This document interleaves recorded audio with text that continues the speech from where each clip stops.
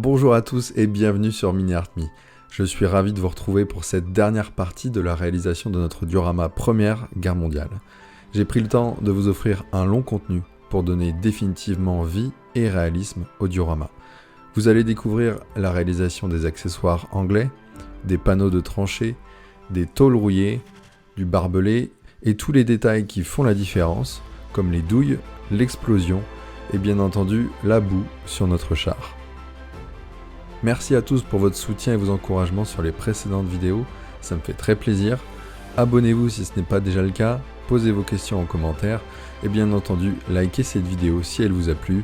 Je vous souhaite un très bon visionnage à tous.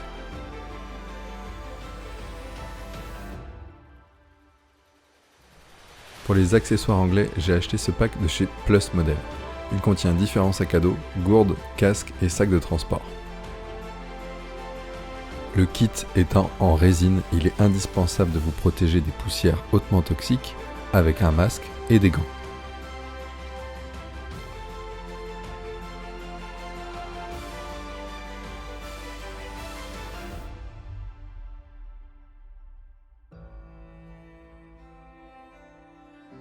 Pour la découpe au plus gros, j'utilise une scie de chez JLC, utilisée dans une précédente vidéo pour les effets de bois.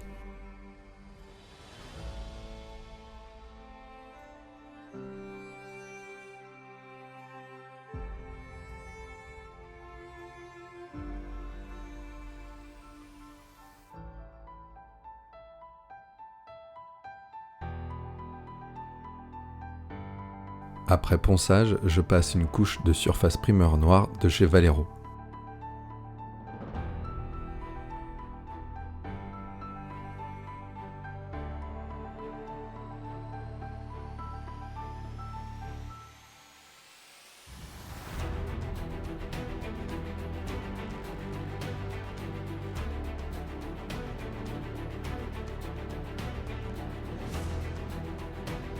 Je peins ensuite les différents accessoires en m'inspirant des couleurs présentes sur la photo du kit, avec notamment du kaki britannique et du marron pour les sangles.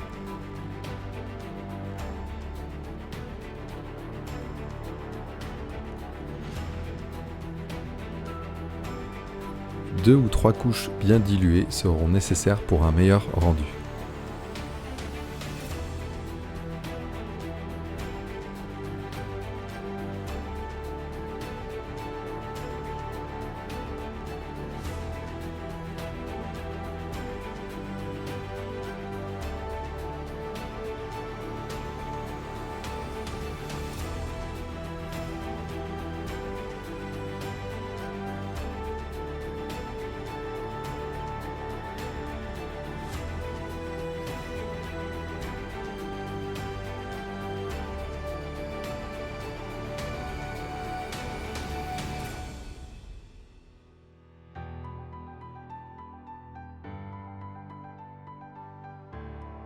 Je passe ensuite une couche de vernis mat de chez Valero pour protéger les accessoires des étapes de vieillissement.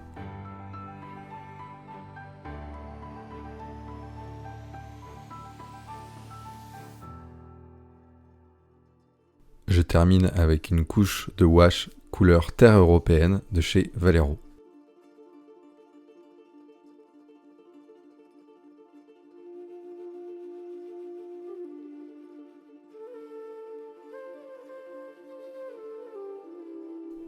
Pour les panneaux des tranchées, je vais utiliser un kit de chez ETA, référence 532. La planche de papier comporte de multiples signes, vous avez largement le choix.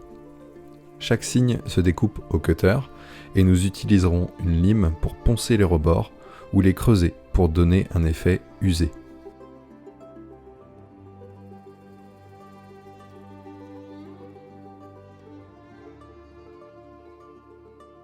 J'utilise ici une allumette découpée en 4 pour créer un poteau pour le signe de mine.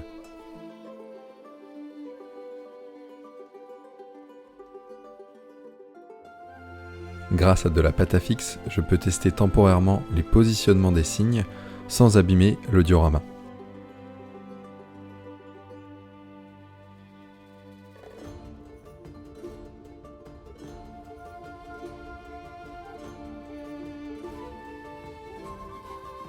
Nous passons ensuite au vieillissement des pancartes, avec l'utilisation de la couleur chipping de chez MIG.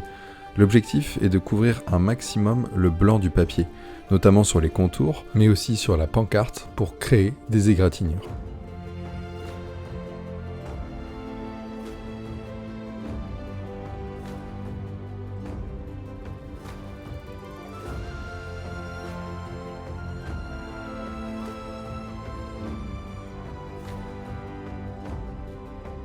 L'utilisation d'un pinceau mousse permettra d'étaler et d'atténuer le surplus de peinture.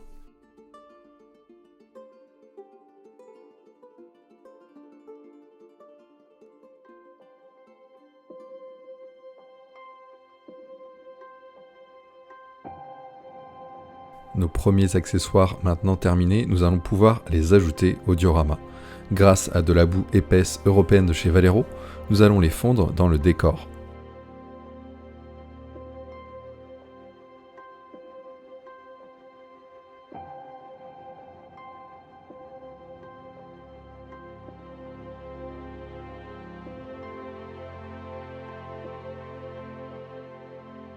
J'utilise les mêmes effets de boue que pour la terre du diorama.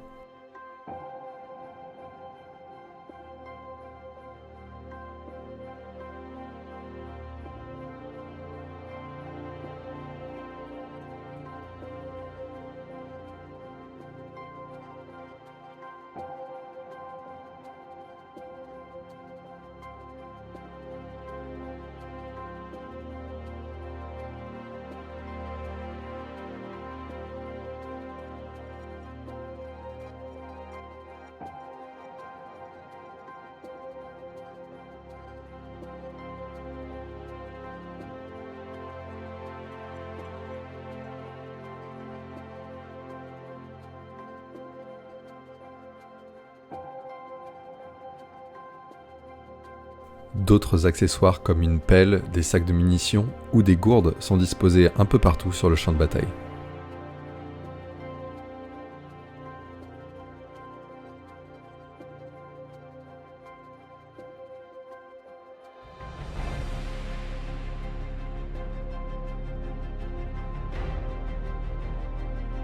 Notre diorama se rapproche désormais de plus en plus d'une scène de guerre de tranchées.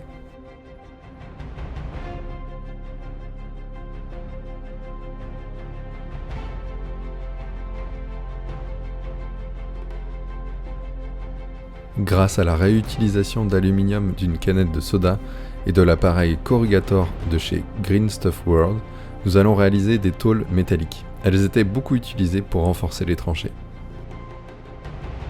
Le Corrugator permet de recréer l'effet ondulé des tôles avec beaucoup de facilité et de réalisme. Nous découpons notre canette afin d'obtenir une large feuille d'aluminium.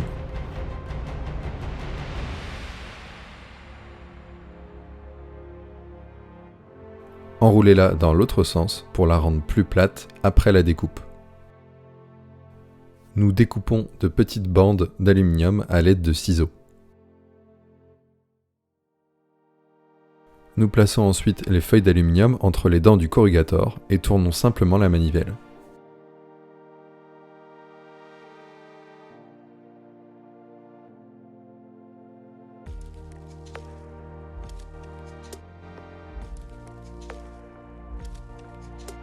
L'effet ondulé est immédiat et très réaliste. Nous allons pouvoir ensuite découper des tôles aux bonnes dimensions et aux endroits voulus. N'hésitez pas à faire quelques tests avant la peinture.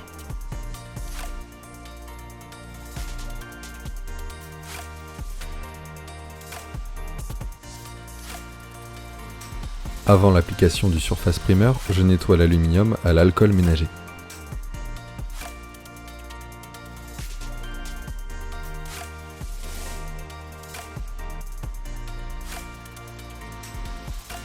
Je passe ensuite 1 à 2 couches de couleur métallique aluminium de chez Hamo. Cela permettra de renforcer et d'unifier la couleur de la tôle des deux côtés.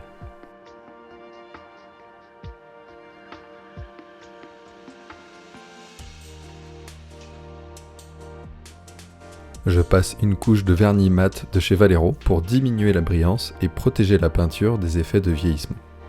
Nous commençons par des éraillures. avec une petite mousse et l'utilisation de la couleur Shipping. Nous utiliserons aussi les effets de rouille de chez Amomig. Nous utilisons le même procédé que les érailleurs du char que vous avez pu voir dans la vidéo dédiée. Il faut que la mousse ait le moins possible de peinture, puis vous pouvez commencer à tapoter sur les différentes zones.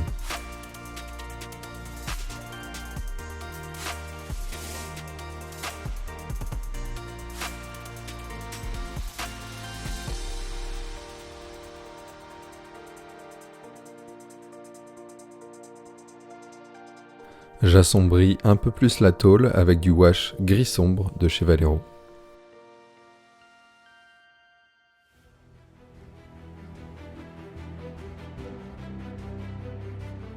Nous passons aux effets de rouille avec une couche de wash de chez Mig. Pensez à diluer le produit avec du diluant Enamel.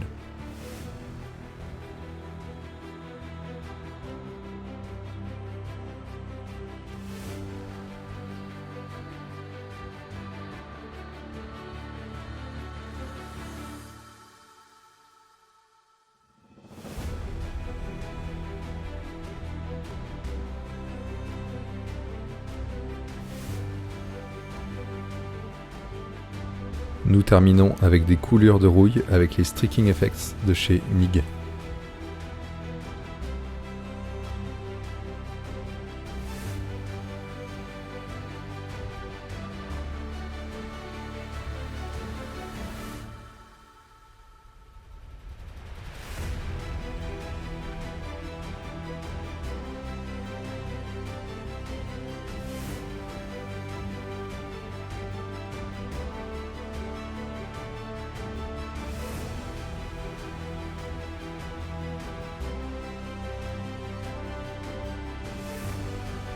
Le résultat est parfait. Nous allons pouvoir maintenant placer nos tôles sur le diorama.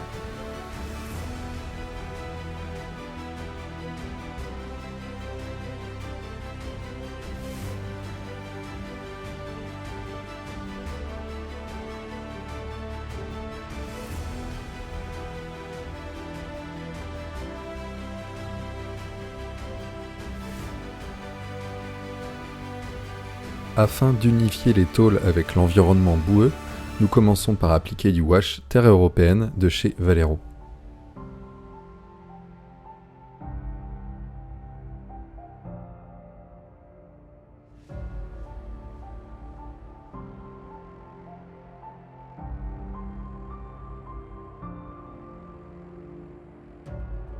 Et comme toutes les autres étapes, nous appliquons des éclaboussures de boue de plusieurs teintes de chez Mig et Vallejo.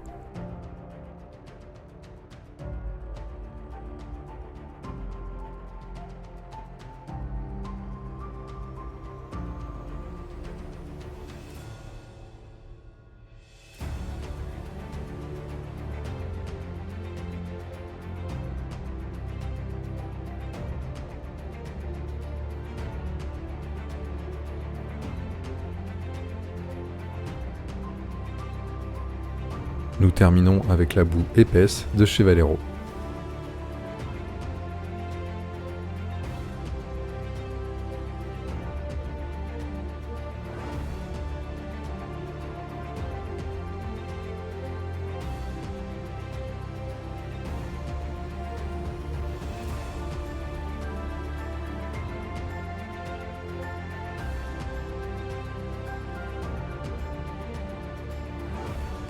Je réutilise également le mélange d'eau boueuse créé dans la précédente vidéo, afin de renforcer l'univers humide.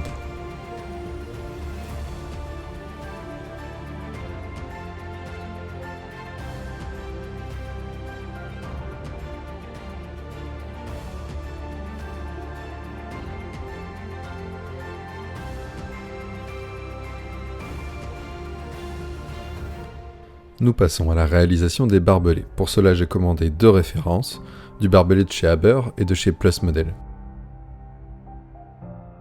Celui de Plus Model ne correspond pas à celui que j'avais en tête pour du barbelé de fin de conflit. Il est trop fin. Je vais donc utiliser uniquement le barbelé de chez Haber.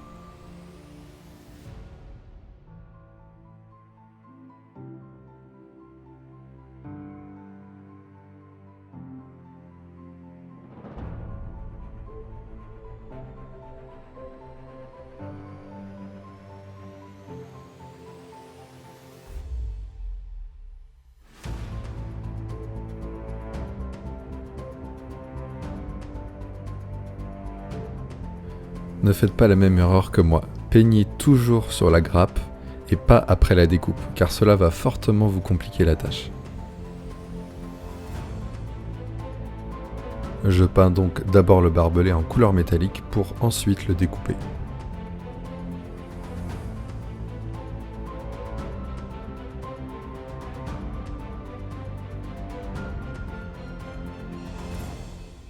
Après la découpe, nous pouvons placer notre barbelé et créer les enchevêtrements désirés.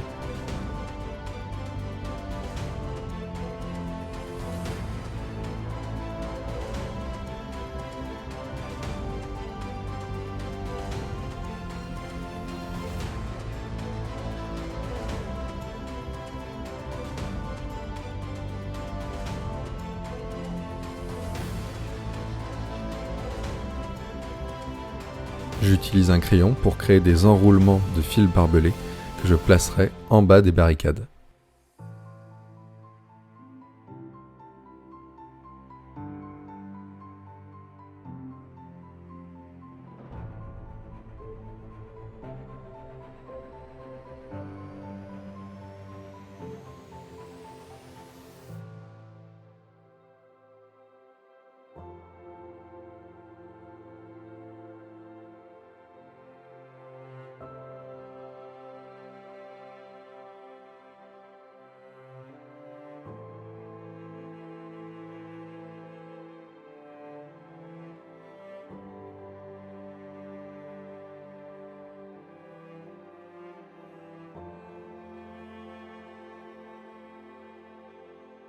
Là encore, j'aurais dû faire les effets de rouille et de vieillissement avant la découpe, mais rien ne vous empêche de vous rattraper en les faisant après, en protégeant le diorama des éclaboussures.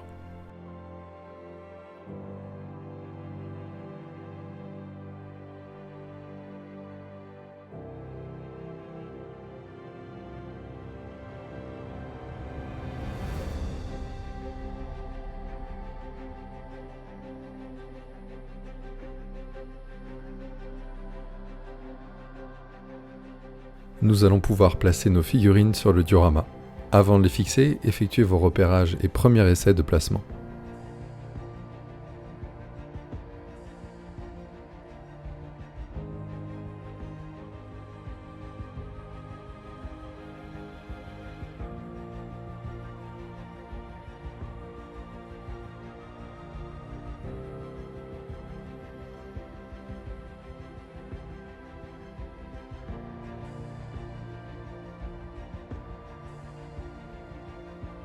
Je vais utiliser de la boue épaisse de chez Valero. En séchant, ce genre de pâte s'avère très fixante et cela permettra d'ancrer les personnages dans la boue avec plus de réalisme.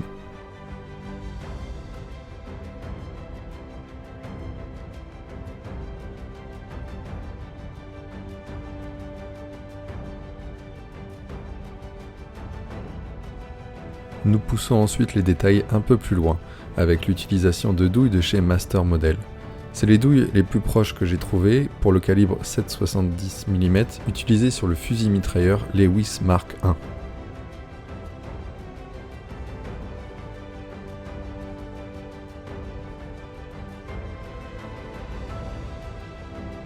Utilisez une coupelle pour ne pas perdre les douilles qui sont vraiment minuscules.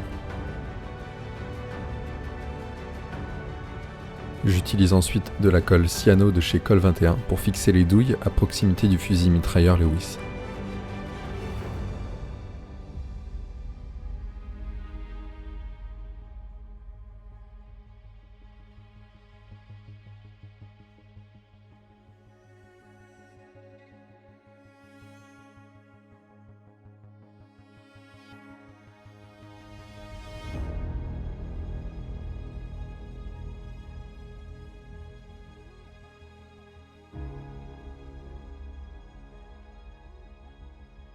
Le résultat est superbe avec ce détail qui fait la différence sur votre champ de bataille. Passons maintenant à l'effet d'explosion. Nous commençons par créer la structure principale en fil de fer, tout en laissant un trou au niveau de la base de la structure. Cela permettra de passer les diodes électriques à l'intérieur. L'idée est de se rapprocher de ramifications comme les branches d'un arbre.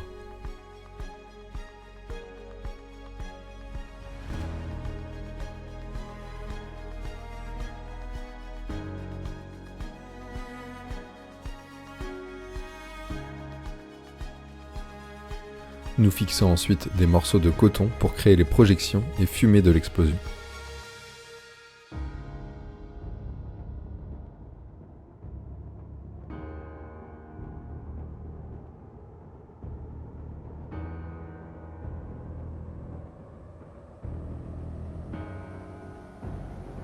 N'oubliez pas de tester le rendu pour ajuster la forme si besoin.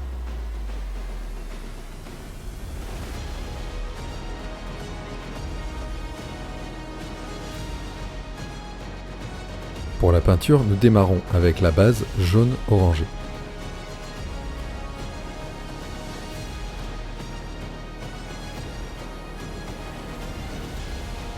Nous appliquons ensuite un mélange de gris et de noir pour la partie supérieure de l'explosion.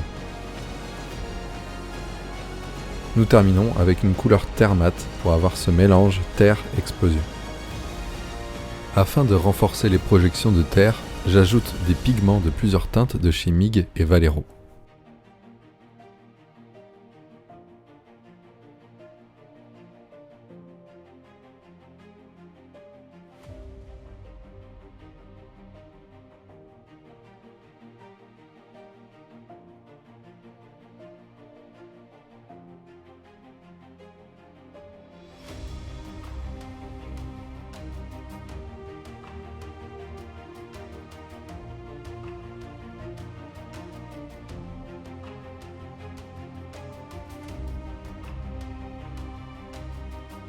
L'explosion commence à gagner en réalisme, mais c'est surtout avec la lumière des diodes qu'elle prendra toute sa dimension. Pour le circuit électrique, rien de plus simple. Des diodes, un connecteur de pile 9 volts et un bouton poussoir.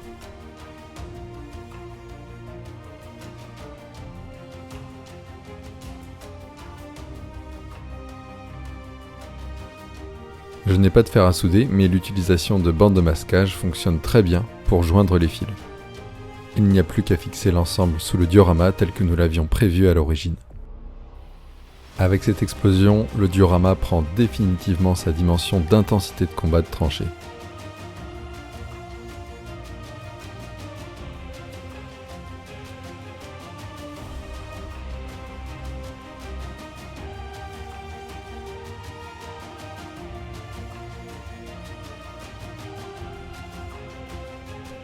Maintenant que nous n'avons plus d'étape de peinture qui pourrait abîmer le cadre du diorama, nous allons pouvoir le peindre en noir. J'utilise ici le Surface Primer de chez Vallejo.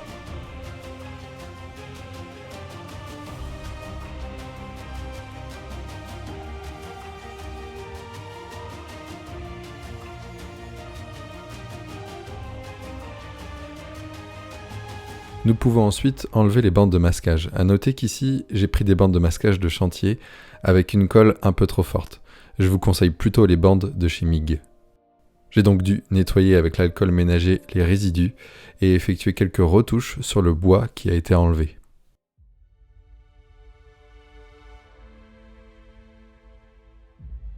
Nous passons à la dernière étape délicate de vieillissement de notre char. Ça fait toujours un peu peur car cela va masquer certains détails précédemment effectués, mais c'est un sacrifice à prendre pour rendre le diorama encore plus réaliste. Comme sur le diorama, je commence avec les éclaboussures de chez Mig.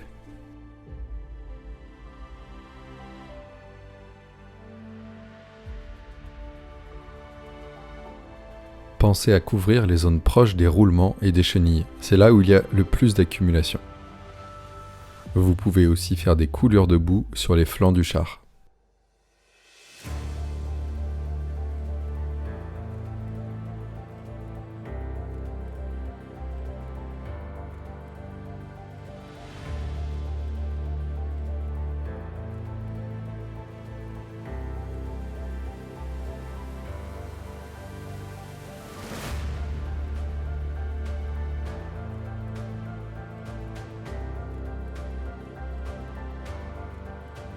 Encore une fois, il est important de varier les teintes pour un rendu réaliste.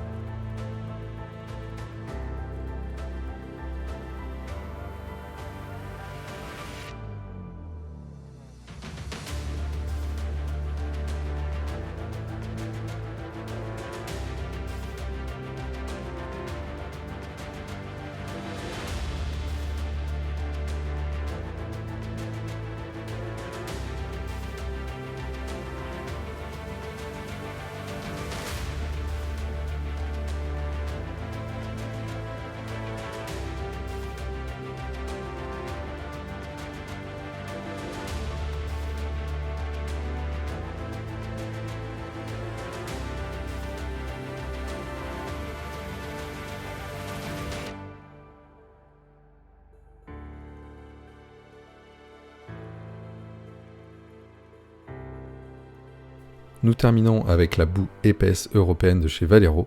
C'est elle qui donnera la touche maximale des détails de boue.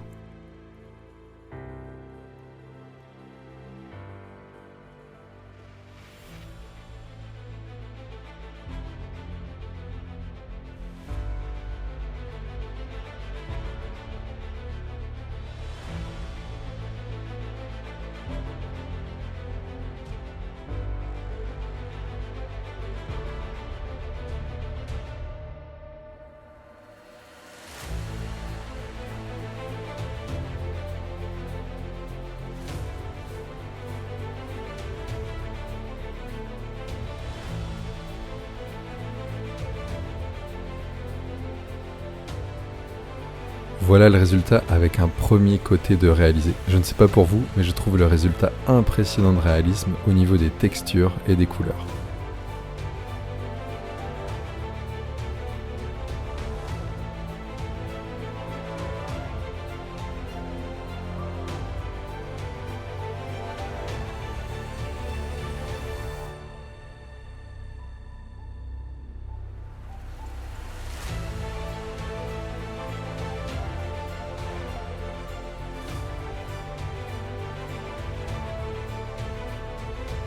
Nous pouvons passer ensuite au deuxième côté du char.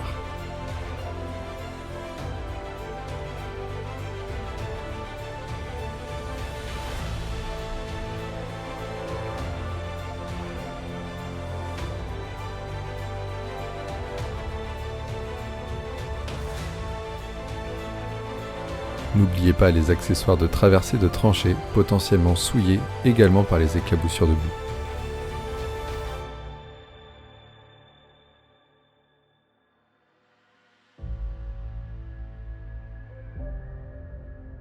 Nous pouvons désormais placer notre char sur la scène finale et ajuster les positions des éléments.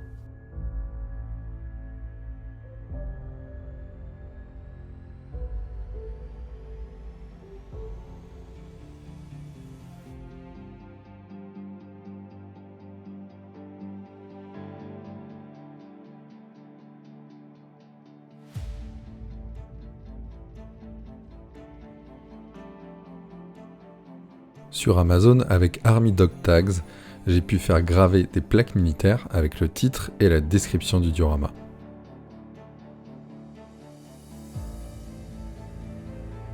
Les gravures sont plutôt correctes et permettent une belle présentation du diorama.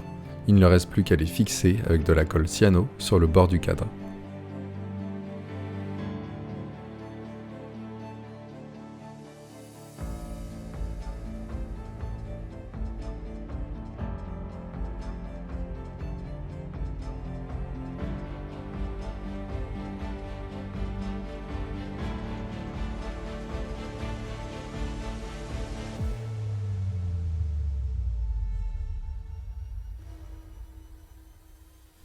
Et voilà, notre longue série sur le Mark V femelle et le diorama Première Guerre mondiale touche à sa fin. Je vous laisse sur ces images de rendus finaux. J'espère en tout cas que cette série vous a plu. N'hésitez pas à le dire en commentaire, à vous abonner et à liker cette vidéo, c'est très important. Merci pour votre fidélité et on se retrouve à la rentrée avec de nouveaux contenus. A bientôt sur Mini Art Me.